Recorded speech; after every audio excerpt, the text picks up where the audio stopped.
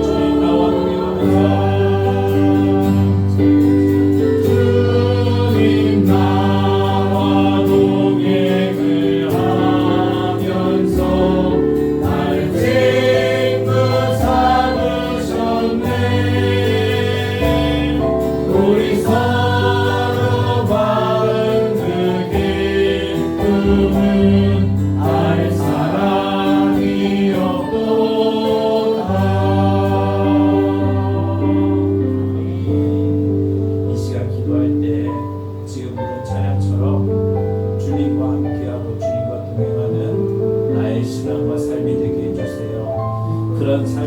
그래서 이 시간 우리가 삶의 변화와 성장을 이루어가기를 원합니다. 이 시간 말씀을 통해 은혜 받을 수 있도록 말씀을 전하는 저와 듣는 여러분을 위해서 주여 한번 묻고 기도합니다. 주여 사랑하는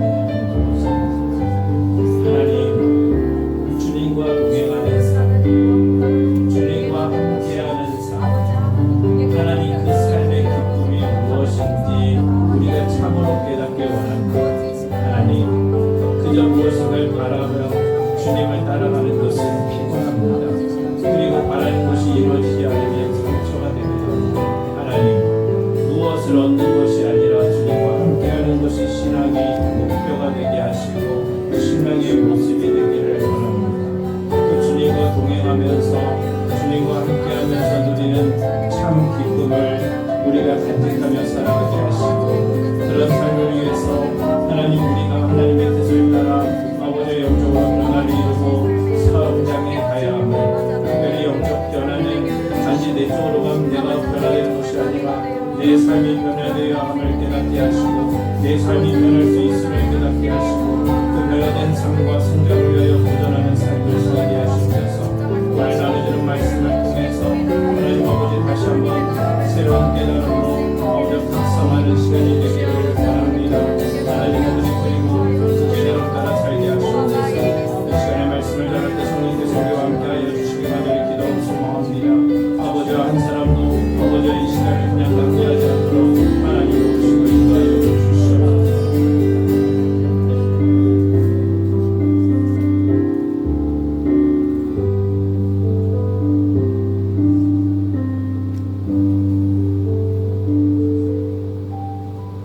감사드리며 예수 그리스도 이름으로 기도합니다. 우리 옆에 분들께 이렇게 한번 인사할게요. 잘 배워서 잘 써먹읍시다. 여러분 잘 배워서 잘 써먹어 풍성하시기를 축복합니다. 우리가 지금 나누고 있는 큰 제목을 같이 한번 읽어보겠습니다. 시작.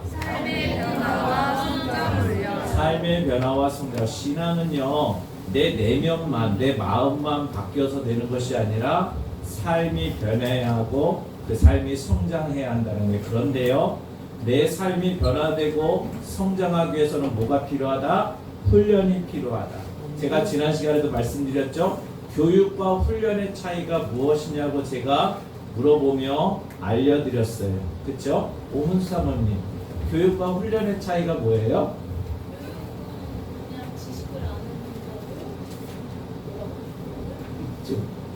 저한테 다시 묻는 거예요? 훈련은 행동. 교육은 지식을 얻는 것을 목적으로 하고 그리고 훈련은 몸으로 익히는 것을 목적으로 합니다. 그러니까 몸으로 익히는 건 훈련이라고요. 어떤 지식을 머리에 담는 것은 교육이라 해요. 신앙은요 훈련입니다. 교육이 아니에요. 우리는 이 시간 학생들이 공부하듯이 앉아있는 것이 아니라 마치 군인들이 자신이 해야 될 걸 총 쏘고 이런 것들을 몸에 익히듯이 익히는 삶을 살아야 하는 게 있지 않으시길 축복합니다. 우리가 지난 시간에 일과를 2번에 걸쳐 나눴어요. 일과의 제목이 뭐였어요? 삶의 변화로의 부르심. 삶의 변화로의 부르심. 여러분, 우리의 삶은 변화하게 되어 있다라고 말씀드렸어요. 왜요? 네. 우리 안에 변화에 대한 유전자가 있다고 했어요. 변화에 대한 유전자. 그러니까 우리는 본능적으로 본성적으로 변화를 이루어가기를 원하는 속성이 있다는 거예요. 그 변화를 이루어가는 속성이 뭐라 했어요? 그것이 하나님의 형상이라고 했어요. 죄로 인해서 하나님의 형상을 잃어버렸지만 우리 안에 그 형상을 향한 마음들, 그 유전자가 있어요. 그래서 그 형상을 다시 찾아가고 닮아가려고 한다라는 거죠. 그것이 하나님이 우리에게 주신 것이에요. 그래서 우리는 끊임없이 변화해 가게 돼 있어요. 문제는 무엇을 향해 어떻게 변화될 것이냐의 결과예요. 지금 오늘 우리 허순덕 권사님 이렇게 앞에 딱 앉아 계신데 아마 허순덕 권사님 한 40년 사진을 보면 어마어마하게 이쁘실 것 같아요. 그래서 지금 모습하고는 비교가 안 되는, 상상이 안 될 거예요. 무슨 이야기냐면 변화되셨다라는 거예요. 사람은 육신뿐만 아니라 생각도 변화되고 마음도 변화되고 삶도 변화가 되죠. 허순덕 권사님이 이렇게 연세가 드시면서 주름은 젖었지만 아마 믿음은 팽팽한 20대일 줄 믿습니다. 네. 뭐예요? 내가 40년 전의 믿음보다 지금 믿음이 훨씬 더 성장하고 변화됐다라는 거예요. 우리는 그렇게 하나님이 변화로 우리를 부르시고 계시다라는 거예요. 여러분 오늘 오전 예배 왜 드리셨어요? 왜 드리셨어요? 아, 찬양을 맡았기 때문에 어쩔 수 없이 와서 드리셨어요? 아니죠. 우리는 그 예배를 통해 하나님을 만나고 오늘 예배 말씀의 두 번째 각성, 내가 누구인지를 깨달으며 어떻게 내가 변화되어야 될지에 대한 것들을 경험하기 위해서 우리가 이 시간 되어지는 거예요. 여러분 우리가 지지난주에 에스겔 골짜기의 말씀을 나눴잖아요. 하나님의 말씀이 대언이 되면 마른 뼈가 살아나는 변화를 경험하고 성령의 생기가 들어가면 큰 군대로서의 변화를 이뤄간다라는 거예요. 우리는 그렇게 변화를 꿈꾸며 살아간다라는 것이 지난 일과의 내용입니다. 우리가 삶으로 변화를 하나님이, 우리의 삶의 변화를 하나님이 원하시는 이유는 뭘까? 우리의 삶을 통해 하나님의 성품이 드러나길 원하세요. 마태복음에 보면 뭐라고 얘기해요? 너희는 세상의 빛이다. 너희는 세상의 소금이다 라고 말씀하며 왜 너희가 세상의 빛과 소금으로 부름을 받았냐 라는 말씀이 뒤에 나오는데 그 뒤에 말씀은 잘 몰라요. 그 뒤에 말씀의 내용은 뭐냐면 하나님의 아름다운 덕을 전하기 위해서, 드러내기 위해서라는 거예요. 그래서 제가 그 본문을 가끔 이런 제목으로 그 본문을 설교해요. 우리는 하나님의 광고판이다. 여러분 어떠한 제품을 팔려고 하면 꼭 뭐예요? 광고하잖아요. 그 광고는 실물이에요? 아니에요? 실물이 아니죠. 화면이잖아요. 그런데 그걸 보고 아, 저 실물이 저렇게 했구나 라고 알 수 있는 거죠. 하나님은 우리의 그 변화된 삶을 통해서 하나님의 어떤 분이신가가 세상에 드러나길 원하세요. 그래서 우리의 삶 속에 겸손, 온유, 오래 참음, 사랑 이러한 것들을 가진 공동체가 되어지기를 원하신다라는 겁니다. 그런데 그런 우리의 영적인 변화를 방해하는 것이 있다고 했어요. 첫 번째는 영적 무지라고 했어요. 영적 무지. 영적인 것에 대해서 무지하는 거예요. 특히 하나님 말씀에 대하여 무지하다는 거예요. 이 영적 무지는 무관심에서 온다라고 했어요. 여러분 말씀을 궁금해 하셔야 돼요. 저는요 신앙생활도 질문이 많은 사람이 잘한다고 생각해요. 근데 우리나라 사람들은요 질문을 하면 안 되는 걸로 알아요. 제가 늘 말씀드리지만 이렇게 제가 외모가 좀 까맣고 촌스러워도 제가 캐나다에서 1년 동안 유학을 하다 왔다고 말씀을 드렸잖아요. 캐나다와 우리나라의 수업을 보면 너무 천지차이. 캐나다는요 진도가 못 나가요. 학생들이 질문을 너무 많이 하니까 선생님이 원하는 진도까지 나갈 수가 없는 거예요. 근데 우리나라는 그냥 가만히 마치 다 아는 것처럼 그러고 지내요. 그리고 시험 보면 점수가 엉망이에요. 여러분 신앙생활도 질문을 가지셔야 돼요. 말씀 왜 하나님이 이렇게 말씀하셨을까? 이 말씀의 의미가 뭘까? 자꾸 질문하셔야 된다는 거예요. 그런데 그런 것들이 없으니까 궁금한 게 있어요? 없어요? 없어요? 그러니까 더 이상 내가 뭔가 알려고 하지 않게 되는 거죠. 영적 무지. 그리고 두 번째 나눴던 게 영적 고립입니다. 고립. 내가 공동체 안에서 관계하지 않아요. 자꾸 교회 가니까 저 사람하고 부딪히고 저 사람이 나를 괴롭히고 아유 귀찮아. 나 그냥 혼자서 집에서 텔레비전으로 인터넷으로 나 그냥 예배드리고 혼자 할래. 우리가 지난 두 번째 시간에 영상 짧은 거 봤죠? 뭐 봤어요? 누에가 고치 안에서 변화돼서 나비 되는 거 봤잖아요. 누에라는 그 흉측한 벌레가 아름다운 나비가 되기 위해서 반드시 뭘 거친다고요? 고치라는 걸 거쳐요. 그 고치 안에는 답답하고 힘들지만 그 고치의 시간을 견뎌야 나비가 된다는 거예요. 우리의 신앙생활에 있어 고치는 뭐를 의미한다고 했어요? 교회, 공동체를 의미한다고 했어요. 여러분, 공동체는요, 사실 아름다운 공간이 아니에요. 공동체는요, 사실 나를 기쁘게 하는 공간이 아니에요. 오히려 이 공동체 안에서 우리는 뭘 경험해요? 갈등을 경험하고, 아픔을 경험하고, 그리고 고난을 경험해요. 그런데 그 교회 안에서 그런 사람과의 마찰, 삶의 여러 가지 고난들, 이런 것들을 경험하면서 어떻게 해요? 하나님께 눈물로 기도하며, 말씀 보며 답을 찾아가며 뭐예요? 강해지는 거예요. 그래서 우리가 나비 같은 멋진 신앙생활이 되어지는 거예요. 생각해 보세요. 애벌레가 고치가 답답하다고 그냥 뛰쳐나가버리면 나비가 돼야 안 돼요? 안 되는 거예요. 여러분, 교회가 자꾸 불편하고 힘들다라고 교회 뛰쳐나가면 뭐예요? 벌레 같은 인생 되는 거예요. 우리 옆에 분들에게 인사하세요. 벌레같이 살지 맙시다. 벌레같이 살지 맙시다. 힘들어도 교회 안에서 견뎌서 내가 그 모든 것들을 이길 수 있는 힘이 되어 나비가 되어지는 여러분 되기를 주로 축복합니다. 아멘. 누구는 노랑나비가 되시고, 누구는 호랑나비가 되시고, 누구는 여러 가지 잔나비가 되시기를 주로 간절히 축복합니다. 아멘. 여러분, 우리의 이 영적인 성장을 그런데 우리가 가로막는 것들이 있다라고 이야기를 하고 있어요. 영적인 성장을 가로막는 것. 지금 말씀드렸던 것처럼 영적 무지 그리고 영적 고립 이런 것들을 나타나게 하는 근본적인 뿌리가 있어요. 그게 뭐냐면 바로 죄입니다. 죄. 인간이 죄를 가지고 살아가다 보니까 하나님의 말씀에 대해서 자꾸 무관심하려고 하게 되고 그 죄가 결국은 교만을 갖게 하며 고립을 만들기도 한다라는 것이죠. 여러분 말씀드린 것처럼 우리가 변화에 대한 유전자를 갖고 있다고 했잖아요. 그 변화에 대한 유전자와 더불어 또 다른 유전자 하나를 가지고 있는데 그게 뭐냐면 죄라는 유전자입니다. 그걸 우리가 신학적으로 뭐라고 말해요? 죄성이라고 이야기하죠. 죄성. 죄를 짓는 성질을 우리 모두는 가지고 있어요.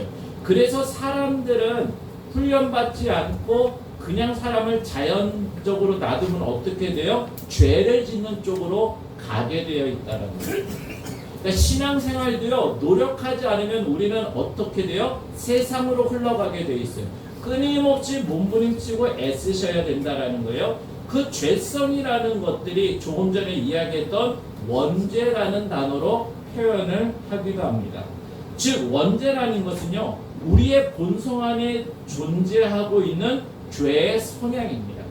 그러니까 모든 인간은 이렇게 착한 표정을 짓고 이렇게 이쁜 모습을 하고 있지만 그 안에서 자꾸 뭐하고 죄를 지려고 하는 그러한 성질을 가지고 있다라는 겁니다.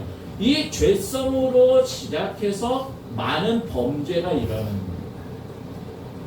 결국은 범죄를 해결하기 위해서 뭘 해결해야 돼요? 죄에 대한 성질을 어떻게 해야 돼요? 다스리고 극복하는 훈련들을 하셔야 된다는 거예요. 이런 온갖 죄의 문제를 감당하게 하시기 위해서 하나님이 방법 하나를 만드셨는데 그것이 바로 예수 그리스도의 십자가 사건이다라는 것을 우리는 기억하셔야 합니다. 예수님께서 십자가에 달려 돌아가심으로 우리의 죄의 문제가 해결이 됐어요, 안 됐어요? 해결이 됐어요. 과거에 지은 죄도 해결됐어요. 지금 내가 짓고 있는 죄도 해결이 됐어요. 앞으로 지을 죄도 해결이 됐어요. 우리는 죄로부터 자유하게 됐어요, 안 됐어요? 안 됐지요. 여러분, 죄 안 짓고 살아요? 죄 짓고 살아요. 그냥 자유하지 못한 거죠. 무슨 이야기냐? 우리는 예수 그리스도의 십자가의 사건으로 죄 문제를 해결받았지만 아직 그 죄로부터 뭐예요? 자유하지 못한 상태라는 거예요. 왜? 우리가 죽어서 예수님을 만나 영원하게 되기 전에 예수님이 다시 재림하셔서 우리가 영원하게 되기 전까지는 우리 안에 이 죄를 지려 하는 성질을 계속적으로 가지고 있는 거예요. 이걸 우리가 기억해야 됩니다. 그래서 이 죄를 지으려는 이 성질을 우리가 극복하고 이겨야 한다라는 것이죠. 그러기 위해서 오늘 이과를 다루는 거예요. 삶의 변화에는 반드시 누가 필요해요? 예수 그리스도가 필요해요. 예수 그리스도는 내가 지은 죄의 문제를 해결할 때만 필요한 것이 아니라 죄의 문제를 해결한 내가 삶을 변화하고 성장함에 있어서도 반드시 필요하다라는 것을 성경은 우리에게 말씀하고 있다라는 것을 기억하시길 바랍니다. 자, 여러분 교재에 보면 그 파란색 줄이 그어져 있고 진하게 쓴 글씨체가 있죠. 자, 그거 한번 읽어보도록 하겠습니다. 시작. 여러분 교재를 보고 삶의 변화의 기적을 시작. 삶의 변화의 기적을 계속 체험하려면 우리에게 다가서는 가장 큰 도전이 무엇인지 시온이 솔직하게 말해주자. 그 대답은 저중 하나마다 바로 죄이라. 예. 우리가 하나님을 닮아가려고 애를 쓰고 변화를 하려고 하지만 그것이 잘 되지 않는 이유는 뭐라고요? 죄 때문이다라는 거예요. 결국은 우리가 이 죄 문제를 어떻게 해결하고 극복할 것이냐에 대한 문제죠.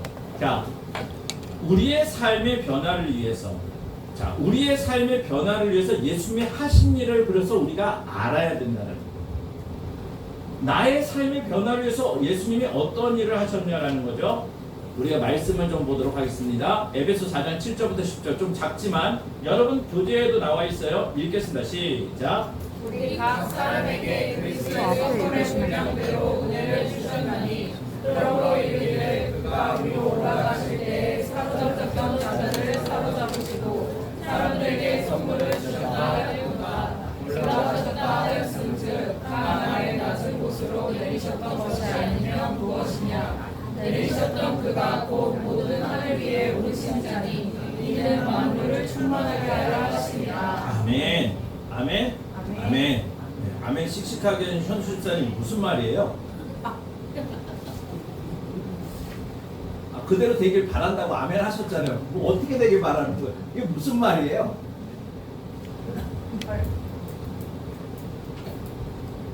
여러분 이게 무슨 뜻이에요? 사실 저도 헷갈립니다. 이 에베소서 4장 7절부터 10절이요. 성경의 전체를 통틀어서 가장 이해하고 해석하기 어려운 부분들 중에 한 부분이에요. 그래서 이렇게 질문을 던졌을 때 모른다고 자책하거나 괴로워하실 필요는 없습니다. 이건 모두가 다 그런 것뿐이다. 그래서 이 내용을 우리가 신학적으로 자세히 뜯어서 뭔가를 정확하게 아는 것까지 도달할 필요는 없습니다. 그러나 가장 중요하고 핵심적인 내용들은 우리가 분명히 짚고 넘어가야 될 필요가 있습니다.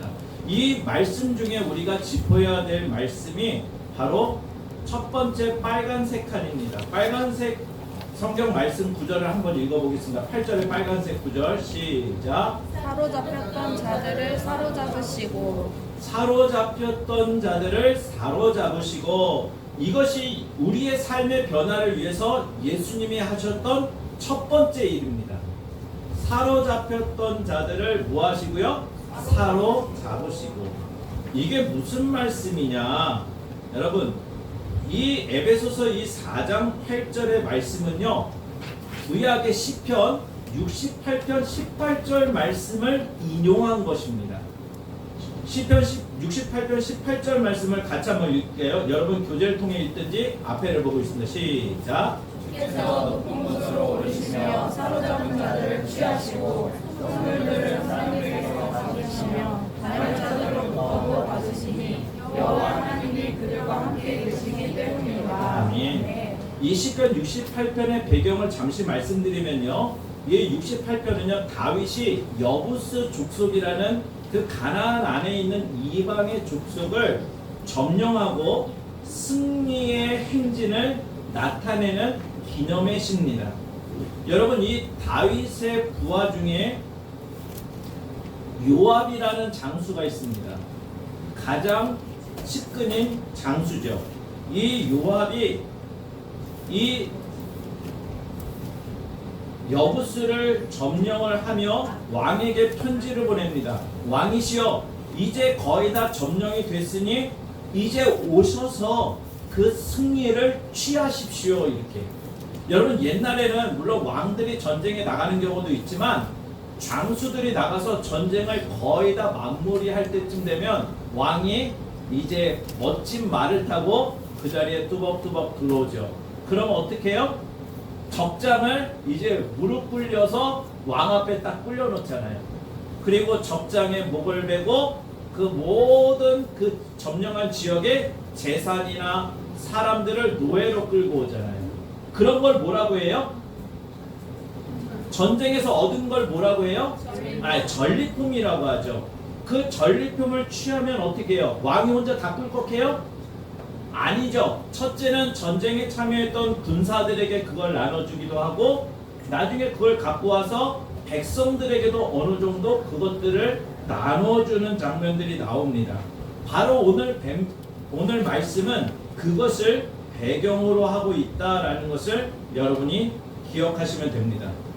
그래서 이 시편 68편의 요점은 전리품을 받은 선물은 사람들에게 왕이 관대하다라는 거예요. 그러니까 이스라엘의 백성의 왕이 이렇게 너희들이 전쟁에 참여하지 않았지만 우리가 전쟁에서 이긴 기쁨을 너희와 함께 내가 베푸느니라 하고 관대함. 그리고 또 하나는 뭐예요? 대적을 크게 쳐부셨다라는 왕의 강력함들을 뭐하게 하는 거예요? 기억하게 하는 것이다 라는 거예요. 그러면 에베소서 4장 8절 말씀을 이 시편 68편을 인용해서 쓴 이유는 뭐냐? 밑에 읽겠습니다. 마찬가지로부터 읽겠습니다. 시작. 마찬가지로 우리를 향한 그 사랑과 십자가에서의 승리로 예수님은 우리에게 사탄을 패배시키시는 날마다 상징시는 영적 선물을 주신다. 아멘. 이게 바로 8절 말씀의 핵심적인 내용이에요.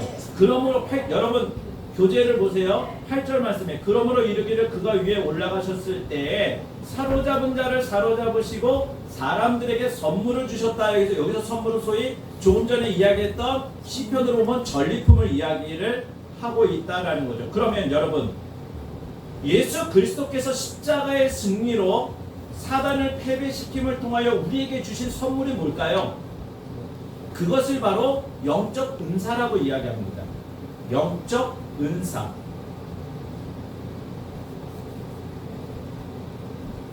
그런데 이 전쟁에서 승리해서 얻은 전리품인 이 영적 은사에 대해서 우리는 매우 무지합니다.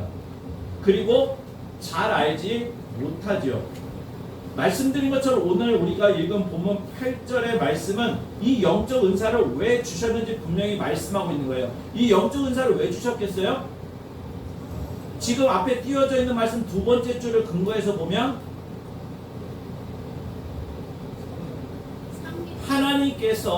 하나님께서 우리에게 은혜 주심을 상기하라, 기억하라고 영적 은사를 주신 거예요. 두 번째는 뭐예요?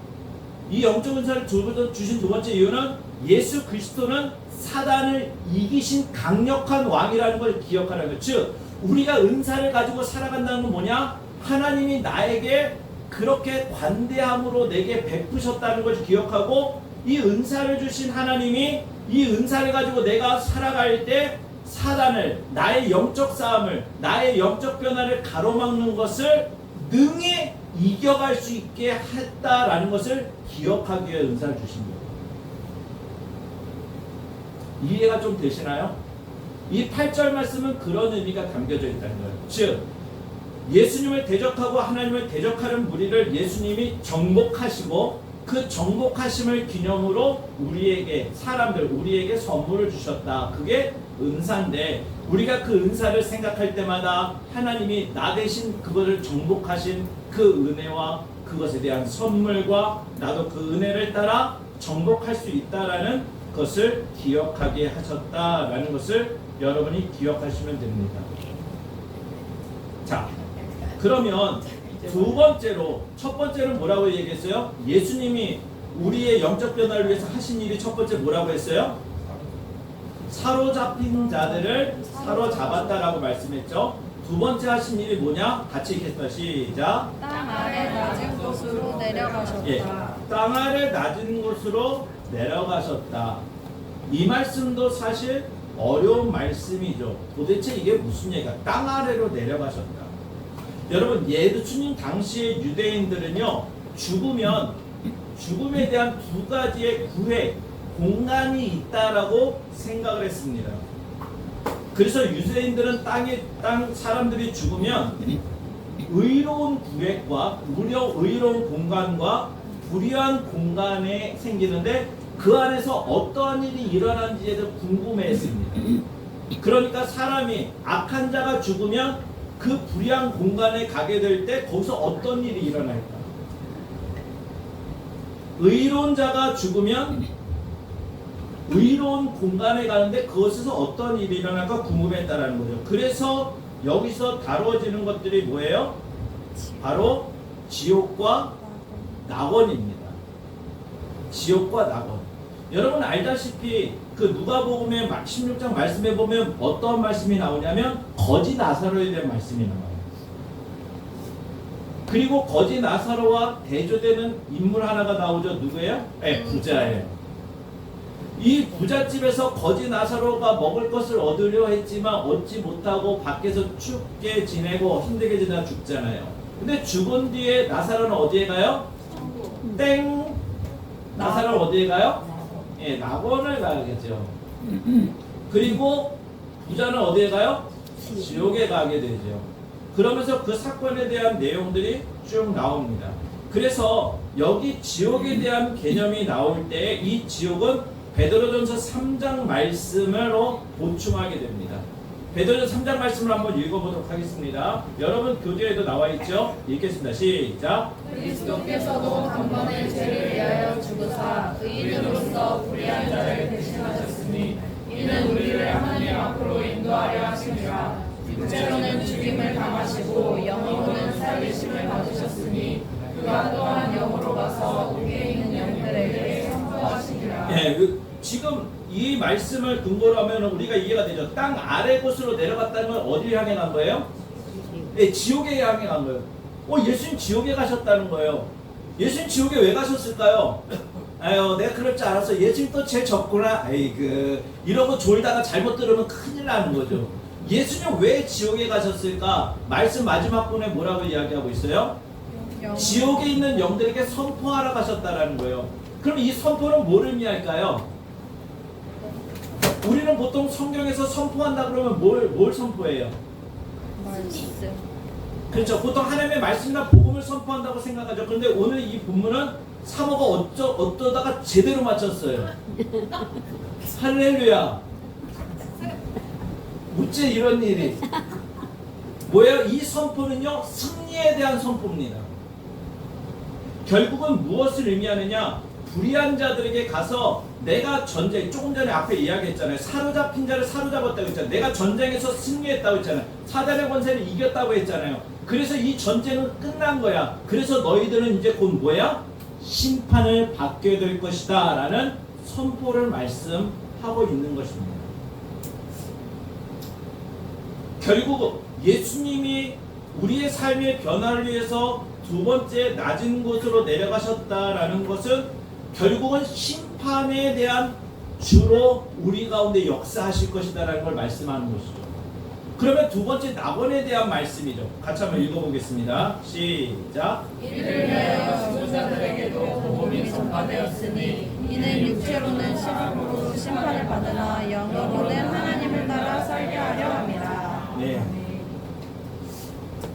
결국은 오늘 이 본문에 보면 복음이 전파되었다라고 말씀을 하고 있죠.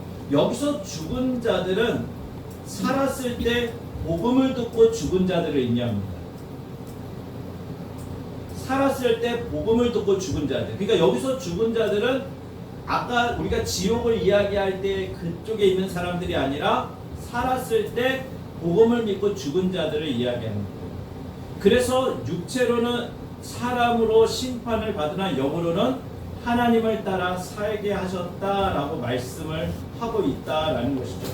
결국은 이 지옥과 낙원에서 강조하고 있는 내용이 뭐냐? 한 가지를 말씀하고 있는데 바로 예수 그리스도의 승리를 이야기하고 있는 것입니다. 결국 예수 그리스도가 승리하셨다라는 것은 지옥에서는 심판의 선포하심이고 낙원에서는 죽은 자들이 살아나는 삶의 복음에 대한 선포가 이루어졌다라는 것을 말씀하고 있다라는 것입니다. 자, 다시 또 복습을 하면 영적 변화를 위해서 예수님이 하신 일이 세 가지인데 지금 두 가지를 우리가 했어요. 첫 번째는 뭐예요?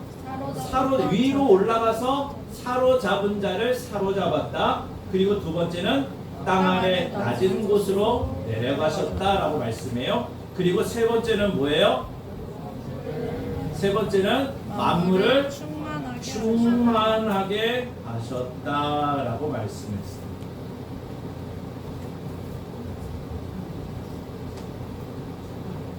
예수님은 가장 높은 곳에 오르셔서 승리하심의 표시로 은사를 우리에게 주셨습니다. 그리고 만물을 뭐 하셨다? 충만하게 하셨다. 예수 그리스도를 가장 높은 곳에 높이신 이유는 뭐냐? 만물을 충만하게 하시기 위해서다라는 거예요. 결국 예수님이 승리하신 이유, 승리하신 목적은 뭐예요? 세상의 만물을 충만하게 하시기 위해서. 그래서 우리가 시간이 없어서 다 읽지 못하겠지만 요한계시록 5장 9절부터 13절의 말씀들을 쭉 보면 그 예수님의 승리와 만물을 충만하게 하신 것에 대한 찬양의 고백들이 쭉 나오는 것을 보게 됩니다. 이 요한계시록 5장 9절의 말씀을 근거로 보면 에베소서의 본문의 구절이 어렵지만 분명하게 가르침이 무엇인가를 깨닫게 되는데 그것은 뭐냐면 하나님께서 교회에게 주신 선물, 즉 영적 은사와 이 선물은 전쟁이 있었기 때문에 주어진 것이다라는 거예요. 그리고 이 전쟁을 승리한 자가 있는데 그게 누구예요? 예수님이라는 겁니다. 예수님이 이 영적 전쟁에서 승리하심으로 말미암아 우리가 그 전리품을 얻고 우리의 삶이 충만해지고 풍성해졌다라고 말씀하고 있다는 거예요. 결국 우리의 삶의 영적 변화라는 것은 내 힘으로 이루는 것이 아니라 전쟁의 승리자가 되신 예수 그리스도를 통하여 우리가 이루어가게 된다는 것입니다. 그래서 사도 바울의 강조는 예수님께서 죽음을 정복하시고 죄를 정복하시고 사단을 정복하셨다라는 증거로 우리에게 영적 은사를 주셨다는 거예요. 내가 하나님의 은혜와 은사를 받을 수 있는 근거가 뭐라고요? 예수님이 죽음을 정복하고 죄를 정복하고 사단을 정복했기 때문이다라는 거예요. 그 선물과 전리품을 사람들과 교회에게 주셨다라는 거예요. 자, 그래서 이걸 같이 한번 읽어보도록 하겠습니다. 시작. 모든 시대의 모든 성도가 정확하게 같은 방법으로 즉 믿음을 통해 은혜로 말미암아 구원을 받는다. 우리가 이 말씀을 나누기 전에 기억해야 될 것이 뭐냐면 삶의 변화가 이루어지지 않는 것은 곧 그리스도께서 하신 일이 무엇인지를 모르기 때문이에요. 예수님이 하신 일이 얼마나 대단한 것인지를 내가 정확하게 숙지한다면 그리고 그 예수님을 지금 말씀처럼 뭐라고요? 믿는다면 우리는 구원, 즉 영적 변화를 이루어낼 수 있다라고 말씀합니다. 모든 시대, 모든 성도가 정확하게 같은 방법으로 구원을 받아요. 어떻게? 믿음을 통해 은혜로 말미암아 구원을 받는다는 거예요. 믿음을 통해 구원을 받는다. 그러면 구약의 사람들은 뭘 믿음을 통해 구원을 받을까요? 예수님.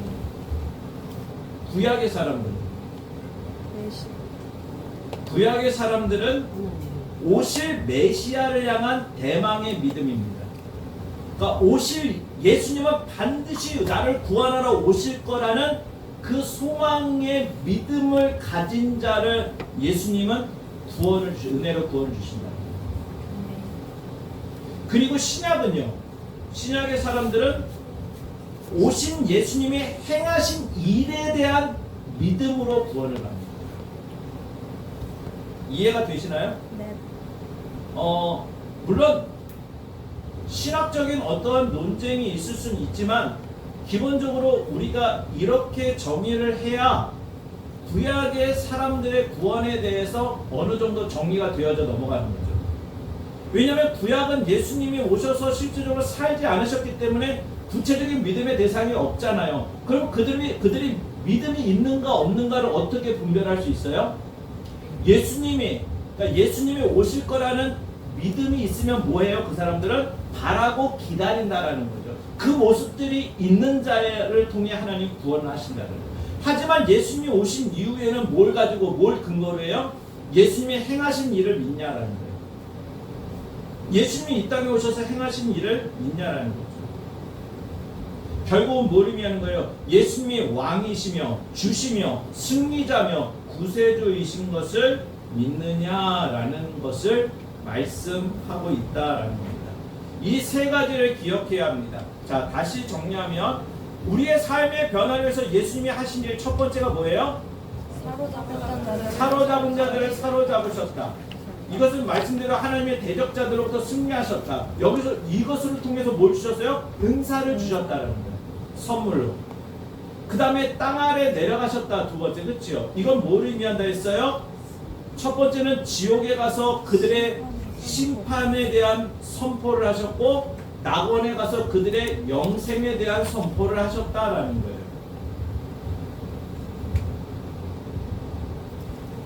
그리고 세 번째는 그러한 예수 그리스도의 승리를 통해 뭐야? 만물을 충만하게 하셨다. 만물을 충만하게 하셨다.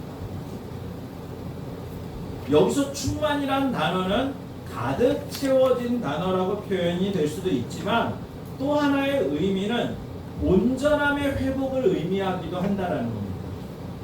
결국 그래서 이 충만은 구원이란 단어와 연결시켜 줄 수 있다는 겁니다. 여러분, 원래 최초의 인간은 어떠한 상태였어요? 하나님과 관계되어져 있는 상태였잖아요. 그렇죠? 근데 죄로 인해서 하나님과 관계가 끊어졌죠. 그걸 우리가 뭐라고 표현할 수 있어요? 결여라고 표현할 수 있는 겁니다. 뭔가가 결여되었다라는 거예요. 부족함이 생겼다라는 겁니다. 그런데 예수 그리스도의 그 죽음과 사단과 죄에 대한 승리를 통해 그 결여됐던 하나님과의 관계의 부분이 회복이 되었다라는 것을 충만으로 표현할 수 있다라는 걸 여러분이 기억하시면 됩니다. 자, 그러면 여러분들 교재에 보면 뒤로 넘어가서 이제 어디서 변화의 능력을 얻을 수 있을 것인가에 대한 것이죠. 그 말씀에 대한 내용들을 우리가 쭉 이뤄갈 것입니다. 자, 예수님께서 우리 삶의 변화를 위해서 하신 일을 우리가 이제 세 가지를 나눴다. 그렇다면 이제부터는 뭐냐? 그러면 삶의 변화가 가능한 이유, 내 삶의 변화가 가능한 이유가 뭐냐? 그걸 우리가 예수 그리스도를 근거로 한번 나눠보자 라고 이야기를 하는 것입니다. 첫 번째는 뭐예요? 우리가 삶의 변화가 가능한 이유. 첫 번째 읽겠습니다. 시작. 그리스도께서 죄와 죽음, 사탄을 이기신 정복자이시기 때문이다. 네, 아멘. 조금 전에 우리가 나눈 것처럼 그리스도께서 죄와 죽음과 사단을 이기신 정복자이시기 때문에 내가 삶의 변화가 가능합니다. 여러분, 내가 잘나고 내가 착하기 때문에 삶의 변화가 만들어지는 게 아니에요. 예수님이 그런 영적인 권세를 끌어내셨기 때문에다라는 것입니다. 자, 한번 읽겠습니다. 시작. 새로운 삶을 살게 하는 능력이 그분의 죽음과 부활로 가능해졌다. 혹시 이 말씀을 보면서 이 내용을 읽으면서 기억나는 성경 구절이 있나요? 나는 부활이 또 이 예수님의 죽음과 부활이 나랑 연관되어져 있는 말씀이 뭐가 있어요? 예수님께서 부활의 첫 열매가 되시고 다음은 우리다라는 말씀들이 나오죠. 바로 그 말씀과 연결이 되어지는 것입니다. 즉 예수님이 이렇게 정복자가 되셨다라는 것은 결국 그 예수 그리스도를 믿는 내가 그 정복의 능력을 이어받아 누릴 수 있게 된다라는 것입니다. 예수님이 이렇게 정복자가 되심을 통해서 나타난 결과 세 가지가 있어요. 그 첫 번째가 뭐예요? 우리가 자유롭게 되었다라는 것입니다. 로마서 말씀 같이 한번 읽겠습니다. 로마서 말씀 시작. 하나님께 감사하리로다. 너희가 본래 죄의 종이더니 너희에게 전하여 준 바 교훈의 본을 마음으로 순종하여 죄로부터 해방되어 의에게 종이 되었느니라. 아멘. 말씀드린 것처럼 예수님이 정복자가 되심을 통하여 우리가 그 예수님으로 인해 뭐가 됐어요? 해방되었어요. 즉 자유롭게 되었다라고 했습니다. 이 해방, 죄로부터 해방되었다. 즉 이제 내가 죄의 형벌에서 벗어나게 되었다라고 말씀하고 있다라는 것입니다. 그리고 두 번째, 예수님이 정복자가 되심을 통하여 두 번째 얻어지는 것이 뭐예요? 우리는 용서받았고 죽음을 이길 능력을 갖게 되었다라는 겁니다. 읽겠습니다. 시작. 그러나 이제는 너희가 죄로부터 해방되고 하나님께 종이 되어 거룩함에 이르는 열매를 맺었으니 그 마지막은 영생이라. 죄의 삭은 사망이요 하나님의 은사는 그리스도 예수 우리 주 안에 있는 영생이라. 아멘. 그러나 이제는 너희가 죄로부터 해방되고, 시제가 뭐예요? 현재죠. 너희가 해방될 것이 아니라 해방되었다라는 것입니다. 나는 용서받게 되었다는 거예요. 왜냐하면 예수 그리스도가 그 죄 문제를 해결하심으로 말미암아 되었다라는 것을 말씀하고 있다라는 것입니다. 여러분, 우리가 이 사실을 잊지 마셔야 됩니다. 우리가 영적 변화를 가지고 살길 원한다면 내 용서받은 죄사함, 용서의 확신, 회개하면 하나님이 날 용서하실 거라는 확신을 갖는 게 중요합니다. 왜냐하면 나는 계속 반복적으로 실패하고 실수하죠. 그런데 그것에 대한 용서의 확신이 없으면 좌절하고 포기하게 된다는 거예요. 내가 지속적으로 변화를 추구할 수 있는 이유는 바로 여기에 있다는 것을 여러분 기억하셔야 합니다. 그리고 세 번째는 뭐예요? 우리는 안전하다. 우리는 안전하다라는 겁니다. 예수님이 정복자가 되심을 통하여 모든 것을 이기심을 통하여 우리는 안전해졌다라는 것입니다. 뭐로부터 안전해졌을까? 읽겠습니다. 시작. 또 범죄와 육체의 노화대로 죽었던 너희를 하나님이 그와 함께 살리시고 우리의 모든 죄를 사하시고 우리를 거스르고 불리하게 하는 법조문으로 쓴 증서를 지우시고 제하여 버리사 십자가에 못 거기까지 박으시고. 보겠습니다. 법조문에 쓴 증서를 지으시고 제하여 버리사라고 얘기했죠. 이게 뭐예요? 죄에 대한 차용증을 없애버렸다라는 것입니다. 그 앞에 거스르고 나를 거스르고 불리하게 하는 이 법조문을 완전히 없애버렸다는 것입니다. 지금 무슨 이야기예요? 내가 죄졌던 증거를 없앴다라는 겁니다. 가끔 이런 표현을 쓰죠. 내가 그거 다 해결해서 걱정하지 마, 이제는 안전해 라고 이야기를 하잖아요.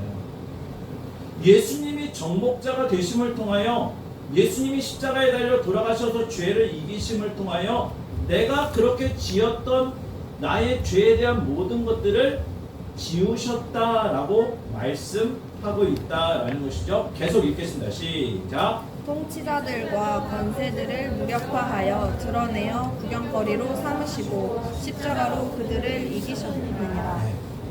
우리가 안전하다라는 건 뭘 의미하냐면 예수 그리스도의 그 십자가의 사건을 통해 더 이상 사단은 우리를 방해하지 못한다라는 것입니다. 우리를 방해하지 못한다라는 것입니다. 여러분 믿으십니까? 아멘. 진짜 믿으십니까? 아멘. 여러분 사단의 공격을 받아요, 안 받아요? 받아요. 사단이 방해하지 못하는 걸 믿는다면서요. 근데 공격을 받아요, 못 받아요? 받아요. 그러면 어떤 게 맞는 거예요? 방해하지 못하는 게 맞는 거예요? 아니면 공격을 받는 게 맞는 거예요? 둘 다 맞아요. 여러분 정확하게 저는 이렇게 표현하고 싶습니다. 사단은 우리를 공격하지 못합니다. 그러면 우리가 공격을 받는 겁니다. 무슨 이야기냐면 사단은 직접적으로 나를 어찌해야지 못한다라는 거예요. 여러분 사단의 역사하는 고지 3개가 있다라고 제가 보통 훈련할 때 말씀드려요. 사단과의 영적 싸움에서 중요한 고지, 점령해야 될 중요한 위치. 그게 첫 번째는 마음이고요. 두 번째는 생각이고 세 번째는 말입니다. 입입니다. 입. 이 3가지를 빼앗기면 우리는 사단에게 지게 됩니다. 여러분 사단은 우리에게 끊임없이 어떠한 생각을 불어넣고 어떤 마음을 불어넣을 수 있어요. 잘 들으셔야 돼요. 생각을 불어넣고 마음을 불어넣을 수 있어요. 하지만 그 생각과 마음대로 내가 움직이게 할 수 있어요, 없어요? 사단은 내게 생각을 집어넣을 수 있고 마음을 만들게 할 수 있어요. 그렇지만 그 생각과 마음대로 내가 살아가게끔 나를 끌고 갈 수 있어요, 없어요? 있어요. 없어요. 중요한 건 뭐냐면 내가 그것을 선택한다는 거예요. 즉 사단은 내게 생각과 마음을 주는데 거기까지만이라는 거예요. 내가 공격을 받는다는 의미는 뭐냐면 그 생각과 마음을 결국 누가 결정해요? 그 생각과 마음대로 살 것이냐 아니면 살 것인가 누가 결정해요? 내가 결정한다는 거예요. 그래서 제가 공격을 당한다라는 표현을 쓰는 거예요. 내가 그걸 거부하면 사단은 더 이상 어찌할 수 있어요, 없어요? 없다라는 겁니다.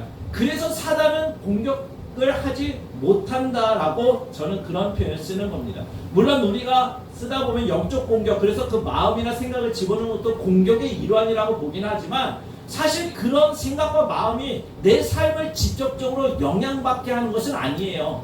내 삶에 직접적으로 영향을 받게 하는 것은 결국 내 선택이에요. 내 선택.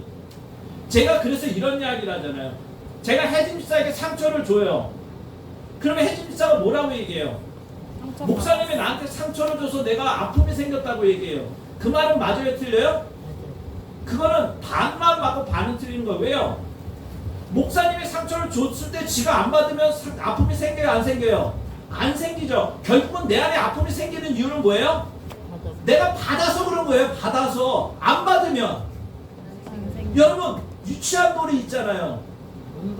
유치한 놀이 있잖아요. 어린이들이 하는 놀이 뭐 있어요?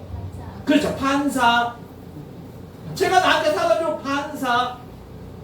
또 뭐 있어요? 통과. 그냥 통과시키면 되죠. 그런데 그걸 내가 꼭 쥐고 있으니까 내가 아픔을 겪는 거예요. 이해가 되시나요? 네. 여러분 남 탓할 필요 없어요. 환경 탓할 필요 없어요. 사단의 공격이라고 그렇게 얘기할 필요 없어요. 결국 모든 것의 이유는 누구에게 있어요? 감사합니다. 또 나에게 있다 그러면 또 목사님 이렇게 하는 줄 알았더니 다 자기가. 모든 것의 문제는 누구에게 있어요? 나에게 있는 거예요. 내가 지금 이 말씀처럼 예수님이 정복자이고 승리자이시기 때문에 내가 그분을 믿고 훈련되어지면 더 이상 그것에 대해서 내가 아까 뭐라고 해요? 자유해질 수 있고 그리고 안전할 수 있다라는 믿음들을 가지고 나를 훈련시키는 거예요. 결국 내가 상처받는 이유는 뭐냐? 성장하지 못했기 때문에, 성숙하지 못했기 때문이다라는 것을 여러분 기억하시면 돼요. 상처받고 싶으신 분 손 드세요. 나는 매일 상처받고 싶어요. 나는 상처가 그리워. 손 드세요. 없어요? 그럼 다 상처 안 받기 원하시는 거예요? 그럼 여러분 이대로 멈춰있지 마시고 훈련 받으시고 성장하셔야 돼요. 여러분 나는 훈련받지 않고 성장하지 않으면서 상처 안 받으려고 하면 그걸 뭐라고 얘기하는 줄 알아요? 예, 욕심쟁이. 자기는 아무것도 안 하면서 원하는 걸 얻으려고 하면 뭐예요? 욕심쟁이. 우리 옆에 분들에게 이야기하세요. 욕심쟁이 되지 맙시다. 여러분 둘 중에 하나만 선택하세요. 그냥 상처받고 사는 걸 당연하게 생각하며 살든지 아니면 훈련을 통해서 내가 상처를 안 받고 살 것인지 선택하세요. 자, 나는 그냥 이렇게 상처받고 평생 살다가 갈게요. 손 드세요. 상처 안 받고 사실 거예요? 네. 훈련하실 거예요? 네. 박수 쏘세요. 왜 이렇게 좋아하세요? 여러분 훈련받아서 성숙하세요. 성장하세요. 그리고 상처받지 말고 사세요. 누가 뭐라 해도 누가 무슨 짓을 해도 상처받지 않고 사시면 돼요. 믿으십니까? 네. 기억하세요. 나에게 달려있다라는 것입니다.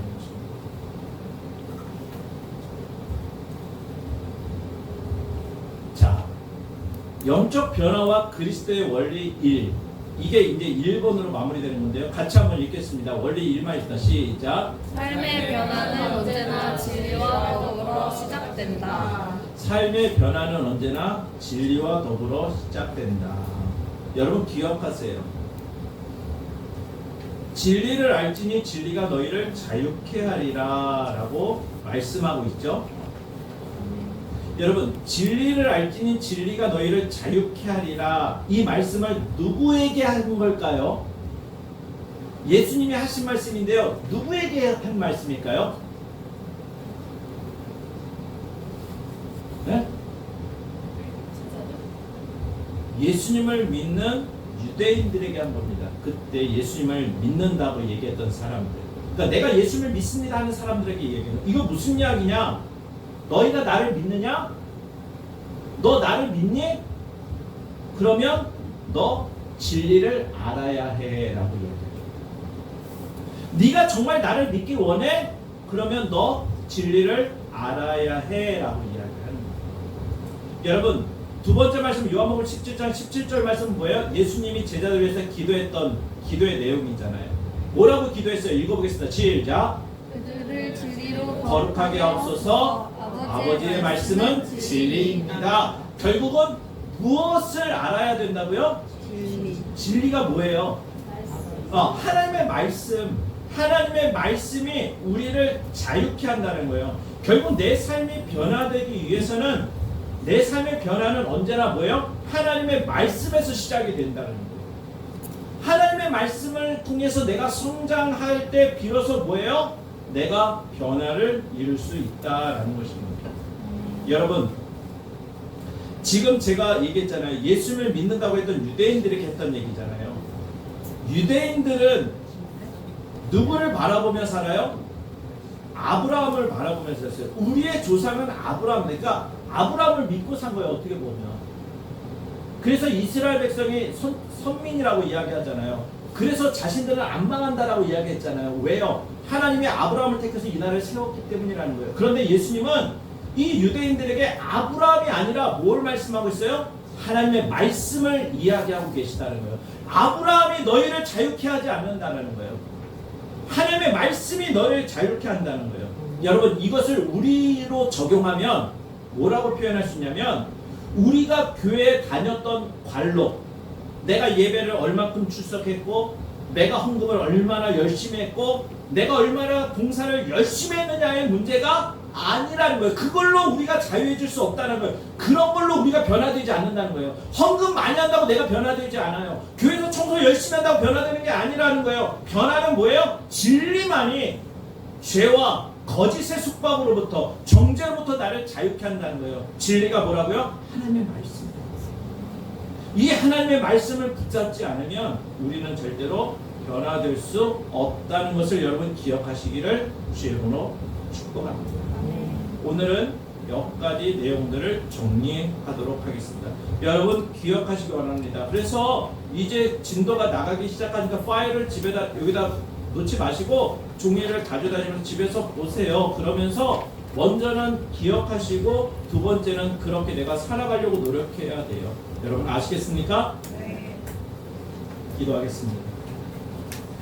하나님, 우리가 삶의 변화를 이뤄가고 영적으로 성장할 수 있기를 원할 때, 우리의 삶의 변화와 영적인 성장의 핵심 동력은 예수 그리스도입니다. 하나님의 말씀 안에서 예수 그리스도가 어떤 분이시며 어떤 일을 하셨는지를 제대로 알고 바르게 알아야 내가 변화를 이루어갈 수 있는 시작점에 도달할 수 있음을 기억합니다. 우리 성도들이 그렇게 살아갈 수 있도록 은혜 내려 주시옵소서. 감사드리며 예수 그리스도의 이름으로 기도합니다. 아멘. 우리 옆에 분들에게 이렇게 인사하세요. 당신은 변화될 수 있습니다. 당신은 변화될 수 있습니다. 한 번 더 인사합니다. 우리 꼭 성장합시다. 우리 꼭 성장합시다. 아멘. 자, 교회 소식을 잠시 말씀드리면